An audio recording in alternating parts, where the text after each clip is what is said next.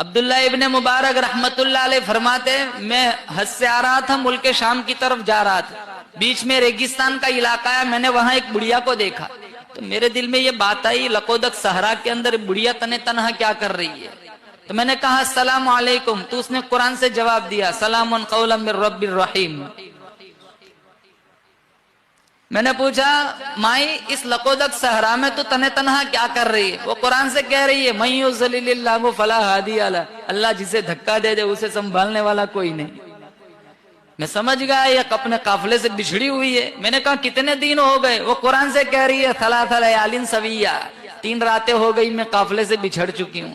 میں نے کہا تیرے پاس پانی تو ہے نہیں، وضو بنانا ہے تو کیسے وضو بناتی ہے؟ وہ قرآن سے کہہ رہی ہے فَإِن لَمْ تَجِدُوا مَاءً فَتَيَمَّمُوا صَعِيدًا طَيِّبًا، پانی نہ ہو پاک مٹی سے تیمم کر کے نماز پڑھو۔ میں سمجھ گئے تیمم کر کے نماز پڑھ رہی ہے۔ میں نے کہا تو 3 دن سے بھوکی ہوگی، تیرے پاس دانا روٹی تو ہے نہیں، میرے پاس روٹی ہے تجھے پیش کروں؟ تو وہ کہنے لگی ثُمَّ أَتِمُّ الصِّيَامَ إِلَى اللَّيْلِ، میں سمجھ گیا یہ تو روزے سے ہے۔ میں نے کہا سفر میں بھی روزہ، سفر میں بھی روزہ؟ کہا فمن تطوع خیرا فہو خیر اللہ، نفلی روزہ ہے۔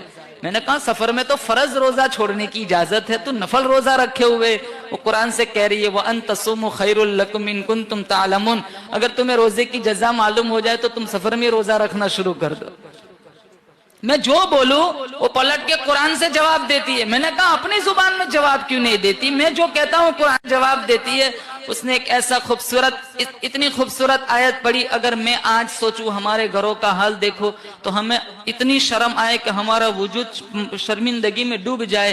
وہ کہنے لگی ما یلفظ من قول الا لدیہ رقیب عتید، میں جو بولوں گی فرشتہ لکھ لے گا، میرا ایمان اجازت نہیں دیتا میرے نامہ اعمال میں قرآن کے علاوہ اور کچھ لکھا جائے۔ کہا تو کہاں سے آئی ہے، کہاں جانا ہے؟ کہا سبحان الذی اسری بعبدہ لیلا من المسجد الحرام الى المسجد الاقصى۔ عبداللہ ابن مبارک فرماتے میں سمجھ گیا یہ حج پڑھ کے آئی ہے، ملک شام کی طرف جانا چاہتی ہے۔ میں نے کہا تیرے پاس سواری تو ہے نہیں، میں اپنی سواری پر تجھے سوار کر دوں؟ وہ بڑی عورت کہنے لگی ارے فمن تطوع خیرا وما تفعلوا من خیر یعلمہ اللہ، تم جو کوئی بھلائی کرو گے اللہ دیکھتا ہے، اللہ اس کی جزا دے گا۔ میں نے اٹھنی کو بٹھایا، بڑھیا کو اس کے اوپر بٹھایا، میں نے ایڑ لگائی، میرے دل کی تمنا تھی بچھڑے ہوئے قافلے سے جلدی سے مل جائے۔ میں نے ہنکانا شروع کیا۔ اس زمانے کا دستور تھا جب اونٹنیوں کو تیز ہنکانا ہوتا تو یہ لوگ اشعار گنگناتے جس سے اونٹنی تیز بھاگتی تھی، تو میں نے اشعار گنگنانے شروع کیے تو وہ عورت کہنے لگی فقرؤوا ما تیسر من القرآن، اشعار کیوں پڑھتے ہو؟ قرآن نہیں جانتے؟ قرآن پڑھو۔ میں نے قرآن پڑھنا شروع کیا، میں چلتا رہا، پانی والا علاقہ ہے، وہاں کچھ لوگ بیٹھے ہوئے تھے۔ اس عورت نے جب ان لوگوں کو دیکھا ٹھنڈا سانس لیا، سورۃ الفاتحہ کی پہلی آیت پڑھی الحمدللہ رب العالمین۔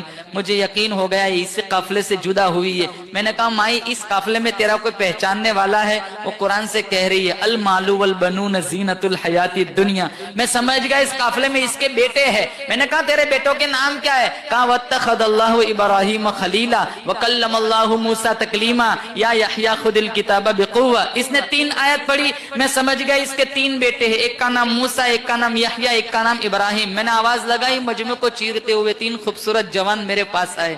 میں کچھ کہوں اس سے پہلے بڑھیا کہنے لگی فبعثوا احدکم بورقکم ہذہ الی المدینہ، پیسہ اٹھاؤ بازار جاؤ ناشتہ لے آؤ۔ ایک گیا بازار سے ناشتہ لایا، میرے سامنے پیش کیا، بڑھیا مجھے کہنے لگی کلوا واشربوا ہنیئا بما اسلفتم من ایام خالیہ، پڑھو یہ کھاؤ اب تک جتنے احسان کی اس کی جزا ہے۔ میں نے کہا میں نہیں کھاتا۔ کہا کیوں؟ کہا پہلے تمہاری ماں کا قصہ سناؤ، 4 گھنٹے اس کے ساتھ ہو گئے، قرآن کے علاوہ کچھ بولتی نہیں۔ کہا اب 4 گھنٹے میں تھک گئے، آج 40 سال ہو گئے میری ماں نے قرآن کے علاوہ کوئی بات ہی نہیں کی۔